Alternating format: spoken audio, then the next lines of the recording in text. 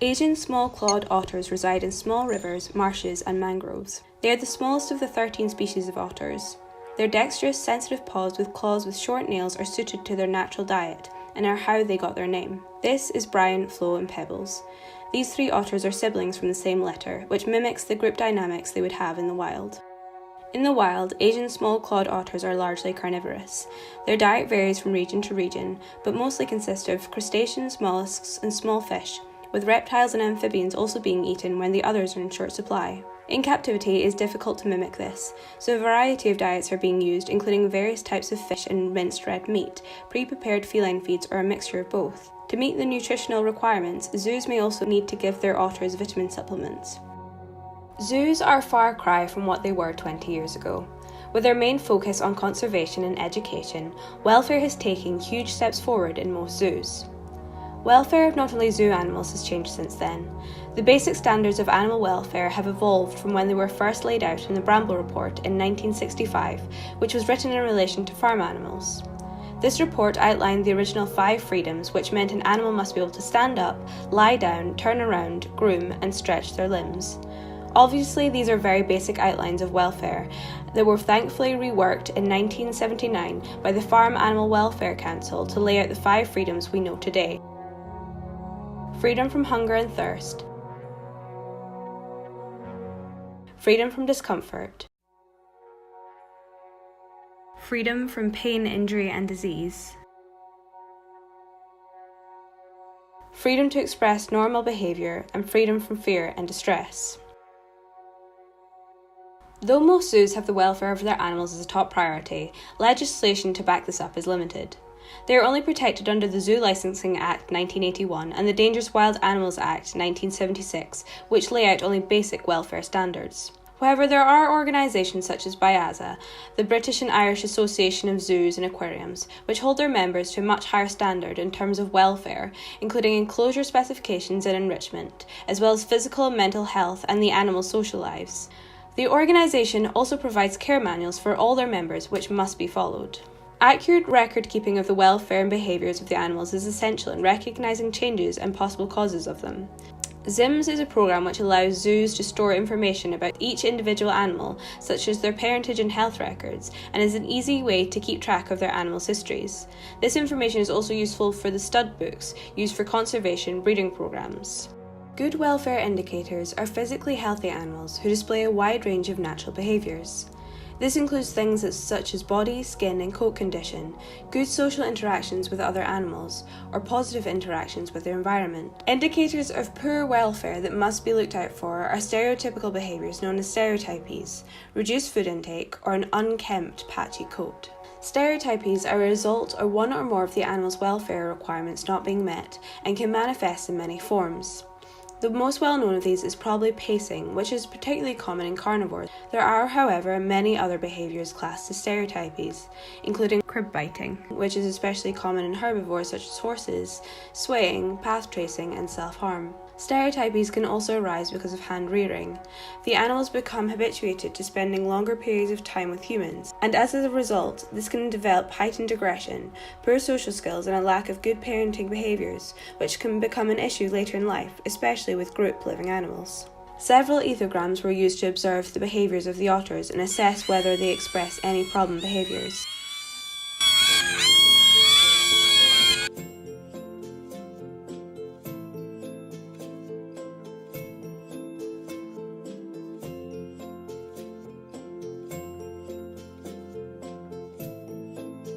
A welfare assessment was carried out to determine what requirements may be missing. Though generally Brian, Flo and Pebbles have very good welfare, they do display begging behaviours, which is a known problem in captive otter populations. This behaviour can be a result of lack of food-based enrichment and associating people with feeding times, as it's the only time they interact with keepers. This is the behaviour that will hopefully be lessened using enrichment. Enrichment is meant to stimulate the animals to perform behaviours they would in the wild, and combined with an environment that stimulates its natural habitat, helps to decrease the risk of stereotypical behaviours developing. Preventing an overly stressful living environment for the animals also aids in maintaining good welfare.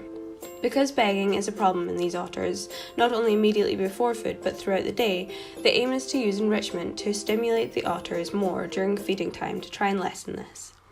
The log will have several cutouts and float on the water, meaning the otters will have to put more energy into obtaining their food than they do now. They will have to swim as well as using their instinctual foraging skills to find the correct hole containing the food. Then they will need to use their dexterous hands to remove the food from the cutout. Theoretically, because the otters will spend more time and energy on obtaining their food, it will keep them occupied for longer and have stimulated their brains, so it will lessen the begging behaviours.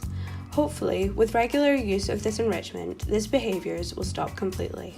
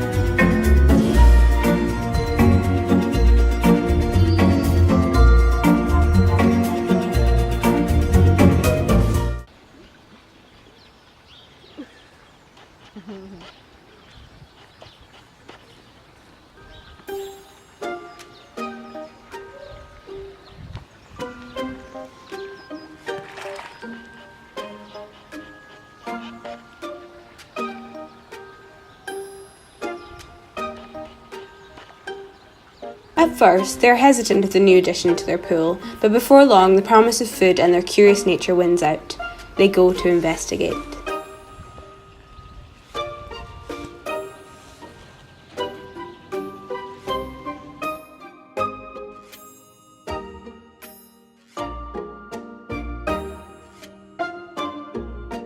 Almost immediately, Pebbles manages to grab a piece of fish, leaving the other two to continue searching.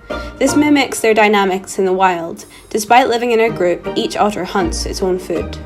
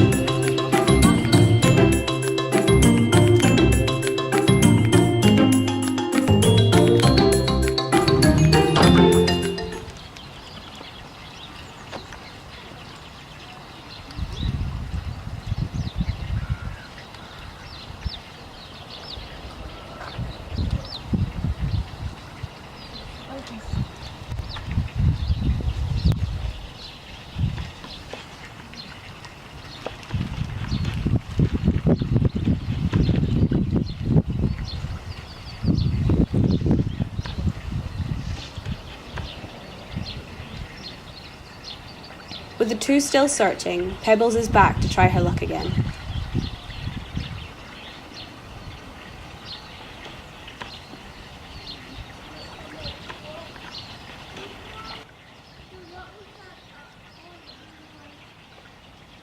Brian manages to retrieve a piece of fish and quickly takes it away to eat in peace.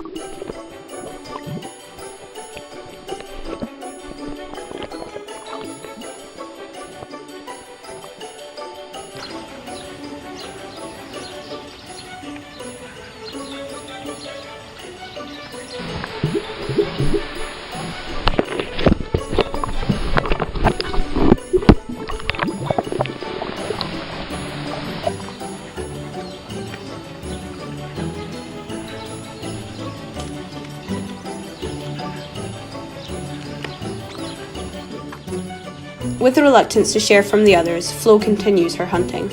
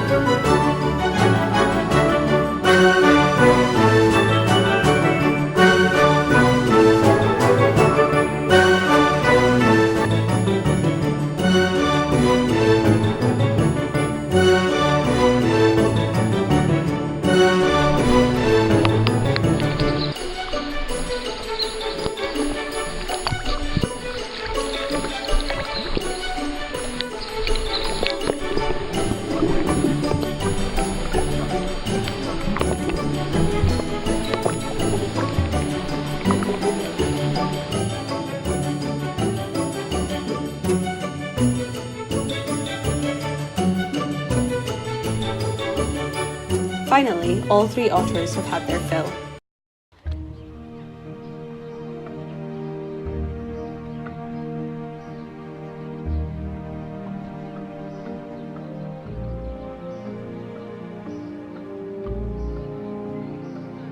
Once all the food is gone and the fun has been had, Brian, Flo and Pebbles make the most of the sun and rest after their high-energy food hunt. The enrichment encouraged them to continue their natural foraging behaviours, even after the food was gone, and for the rest of the day begging behaviours were absent.